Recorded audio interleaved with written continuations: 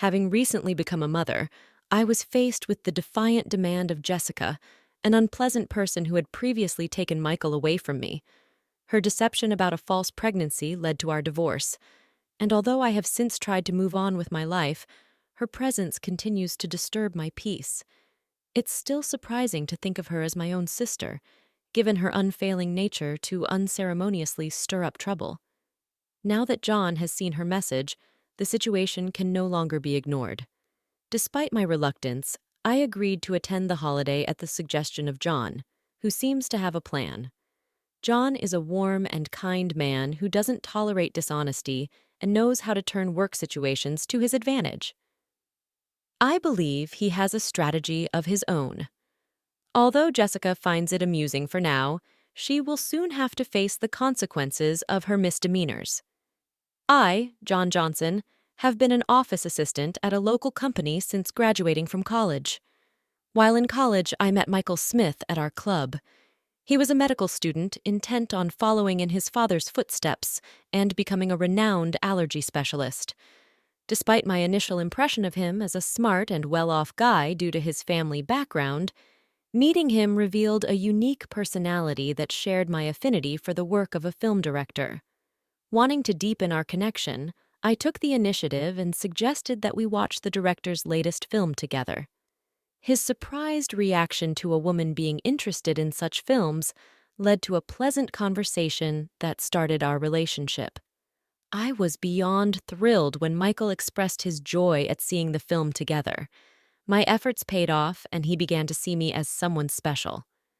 Our relationship went beyond college, and at the age of 25, Michael proposed to me while still studying to be a doctor. I had dreams of running my father's clinic in the future, and Michael wanted me, Naomi, to witness it all and asked if I would marry him.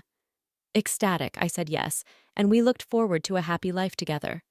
My world was on cloud nine, especially when I became pregnant shortly after our wedding.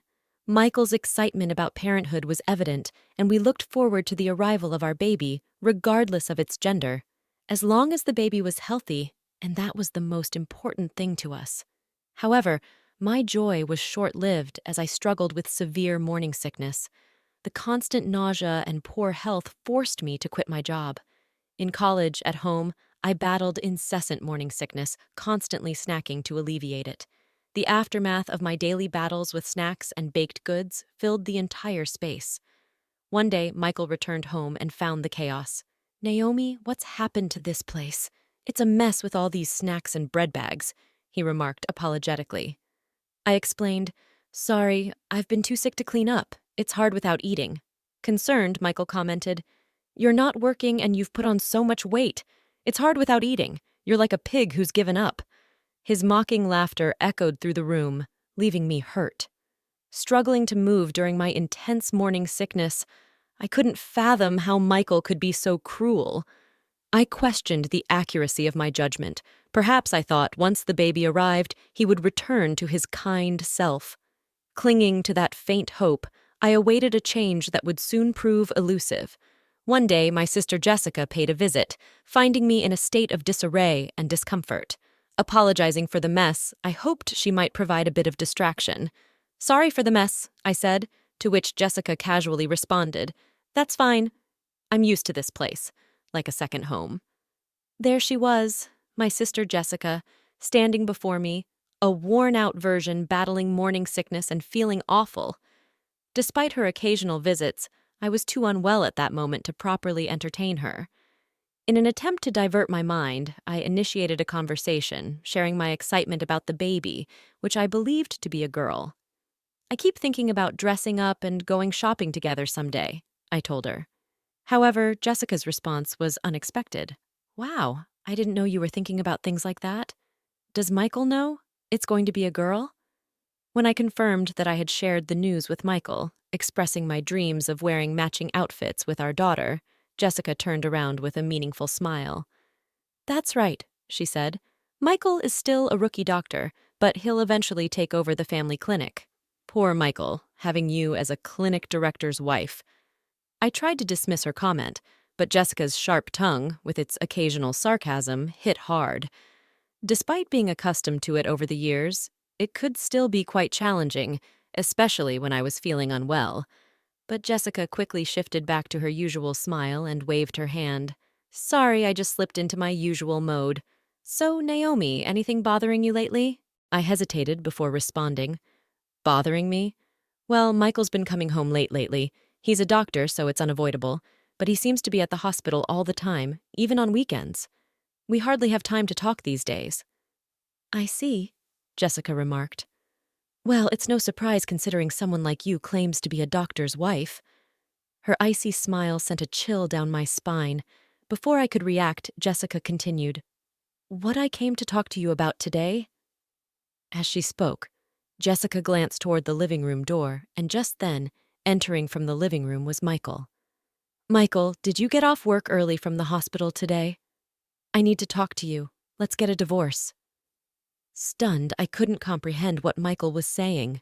This couldn't be a joke, especially considering our long history together since college and the fact that I was carrying his child. Jessica's words stung as she encouraged, See, your beloved husband is saying this. You should listen to his request and let go quickly. Michael looked at me awkwardly and explained, I can't see you as a woman anymore after you kept eating and gaining weight. But this is morning sickness. I feel sick if I don't eat, I protested. Jessica triumphantly looked at me, emphasizing, That's the way it is, and the baby in your belly being a girl won't be the heir to the Smith Clinic. But in my belly, I carry Michael's child, a suitable heir, I argued. I'm 3 months pregnant, and it's a boy, according to the tests. Shocked, I felt a sinking feeling as I watched Jessica lovingly stroke her belly. You can't be serious, Michael. What are you doing while I'm going through all this pain? That's why all your excuses, quitting your job and just eating all the time, are unacceptable, Michael declared. I'm tired of watching you lying around constantly eating snacks. I take care of myself so I don't have morning sickness. Even when pregnant, I won't lose my self-control and eat like a pig. Unlike you, Jessica declared with a smug face while Michael looked down at the floor, guilt-ridden. Feeling at a loss for words, I observed the situation unfold. Jessica continued expressing her desire for a son as an heir, stating a preference for a beautiful wife like her over a woman who keeps gaining weight without restraint. I couldn't help but respond, Wanting an heir and a beautiful wife is your own selfish desire, isn't it? In response, Michael apologized and mentioned paying alimony to part ways without any fuss. Realizing that things could never go back to how they were, Michael and I divorced. I gave birth to our daughter as a single mother, and the promise of alimony turned out to be just empty words. Post-delivery, I had to work to survive since I had no one to rely on. Unsure of what to do, I took a job at a nearby department store that was hiring. Life took an unpredictable turn, and my hard work and character caught the attention of someone, John Johnson, a well-regarded manager in the external sales department. Through light conversations every time we met, we were drawn to each other and eventually began dating. This led to our remarriage. Naomi, I might be a guy 20 years older than you, but I sincerely want to make you and your daughter happy. Will you marry me? John proposed. Overwhelmed, I asked, Are you sure about this? His response was a sincere, I'd be delighted. Life after remarriage turned out to be truly blissful, with a gentle husband. My daughter and I lived a peaceful life. However, I failed to notice the ominous footsteps creeping closer to our tranquil days. One day, Jen had work, but I was off, and just as I thought of having a leisurely tea, an email arrived. It was from Jessica, and the content was shocking. A baby is born. I'm expecting a $5,000 baby shower gift. A sigh escaped me in front of that curt email. 5 years ago, Jessica had an affair with Michael and snatched him away. Now this and $5,000 for a baby shower gift seemed too much. I couldn't forget that day, nor could I, even if I tried. The expressions on Jessica and Michael's faces back then, the way they sought happiness together, ignoring my suffering from morning sickness, was unforgivable. I was at a loss on how to respond to Jessica's email. Then, John returned from work, noticing something was off, and asked with concern, What's wrong, Naomi? You look pale. Oh, John, it's a message from my sister. She had a baby, the sister who married your ex-husband, Michael. Yeah, I don't want to see her face or hear from her. Plus, she's asking for a $5,000 baby shower gift. As John listened and looked at my phone, he suddenly said, Wait, this Jessica Smith name. You know her? I didn't mention her when we got married because I didn't want to remember. Yeah, I've never been introduced to her by you, but I wonder, I replied, pondering while looking at the email. Seemed to recall something. We didn't properly greet her during our wedding, so let's visit her now. Also, I just remembered something I needed to do back at the department store. He then hurriedly prepared to leave, saying, Going back to the department store now. Sorry, there's something I need to do. A few hours later, John returned with a thick file. Is it okay if we visit your sister, Jessica, 2 weeks from now on Sunday? We both have the day off, and I'd like her to meet my parents and cousins, too. My parents and cousins, too? Jessica loves being the center of attention, so she'll probably be fine, I responded. But why? I heard your ex-husband, Michael, is famous for allergy treatment. My family has a history of allergies, and I thought we might get some good advice. I remembered hearing from friends that Michael had taken over his father's allergy clinic, and Michael himself had become an allergist, a friend told me. Okay, I'll contact Jessica. Jessica quickly agreed when I contacted her, saying, I want to see the baby, and can I bring a gift? Can I bring some relatives too? They really want to meet you. Of course, the more guests, the more gifts. Looking forward to seeing you in 2 weeks on Sunday, Jessica responded. 2 weeks later, on Sunday, I visited Jessica's house with John, his parents, and relatives, including his cousins. In a quiet residential area, her stylish house stood next to the clinic, its white walls gleaming. John's parents and relatives were surprised by its luxurious design, excited to meet the renowned allergist. Welcome! I've been waiting for you. Jessica greeted us with a smile. Long time no see, Jessica. You look happy, John remarked. Of course. I was worried about my first child's birth, but it all worked out in the end, Jessica replied. I felt something off in her words. First child's birth? Didn't you say you were pregnant with a boy before? Oh, did I not tell you? I miscarried that time, so this is my first, Jessica explained. John, standing beside me, nodded meaningfully. Seeing John's face, Jessica started to tremble. Oh, hello. Nice to meet you, she said, addressing John's parents. You must be Naomi's sister. I heard a bit about the miscarriage. Yes, but I don't want to remember it, I replied. Jessica turned her face away in a huff and started to walk off, saying, Sorry about that. Oh, there's something I wanted to give you. Jessica, John interjected. What's something for me? John handed her an envelope, pastel-colored, with the word congratulations written on it, thick enough to be noticeable even from the side. Here you go. I wanted to give this to Jessica personally. Got it, right? Just what I've been waiting for, Jessica exclaimed. I glanced at John and whispered to him, Hey, we aren't rich, and we don't have to give Jessica the $5,000 she asked for. But John, unfazed, cut me off, saying, It's fine. Trust me. You'll understand if you watch. As we were talking about the envelope, the atmosphere grew tense. Jessica had already started opening it. I need to check if it's exactly $55,000 with this thickness. Might even be $10,000, she said. The cute envelope was torn open with a ripping sound. However, Jessica's face clouded over the moment she opened it. What's this? John stepped forward with a salesperson's smile to explain.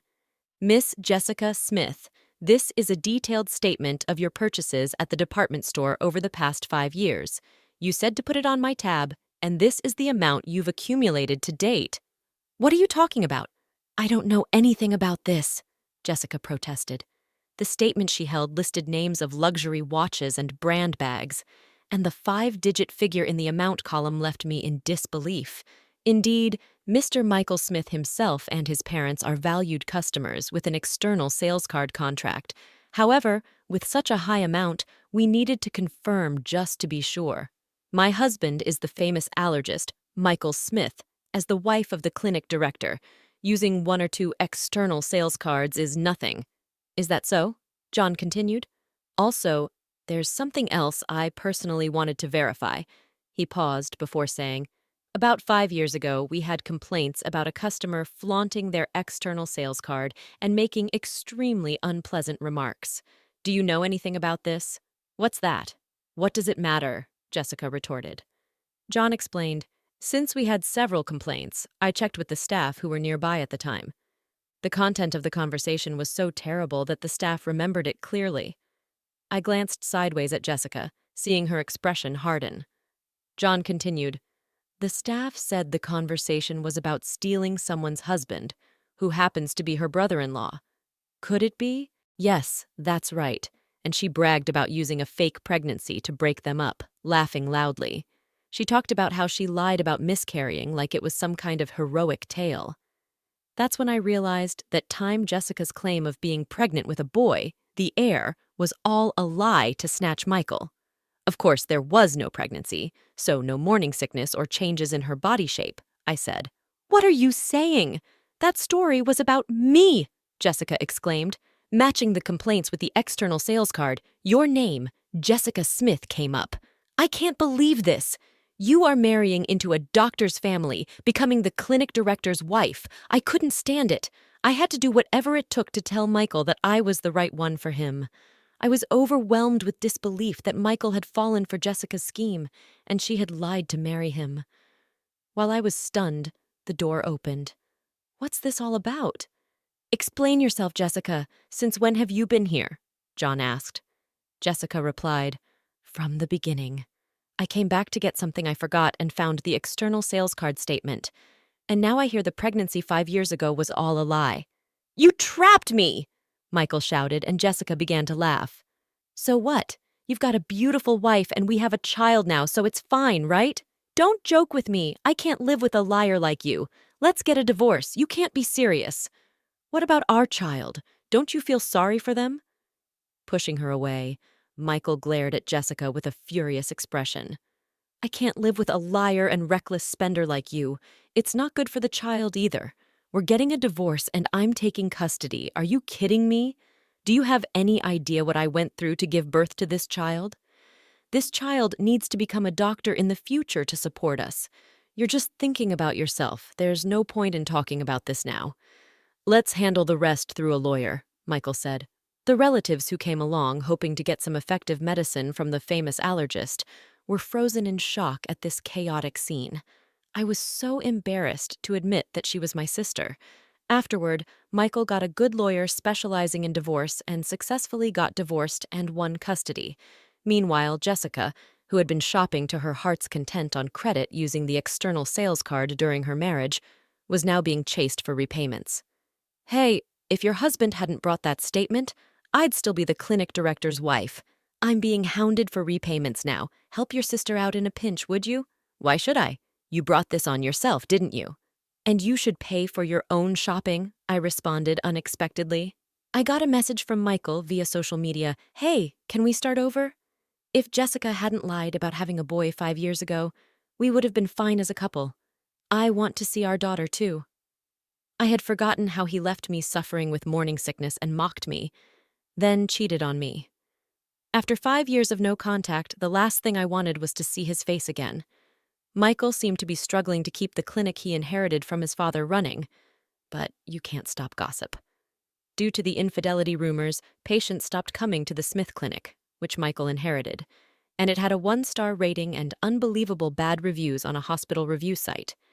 It seemed only a matter of time before he would have to close the clinic he was so fixated on inheriting. Ironically, he was so obsessed with having a male heir. My husband, daughter, and I continue to live happily as a family. "Naomi, are you ready? Shall we head out soon?" "Yes, I was just remembering how delicious the spaghetti you brought me from that restaurant was. Back when I was a single mother, Jen used to order from a restaurant for takeout as a way to approach me. Back then, my daughter was small, and since we weren't dating, we never ate at the restaurant, just as colleagues. You had just gotten divorced and were having a hard time, right? I thought even a little bit of delicious food could bring you happiness. It was your kindness that drew me to you, the dish that brought us together. Back then, it was just my daughter and me eating takeout, but now it's different. I'm happy that we can eat together as a family. Who would have thought that a day like this going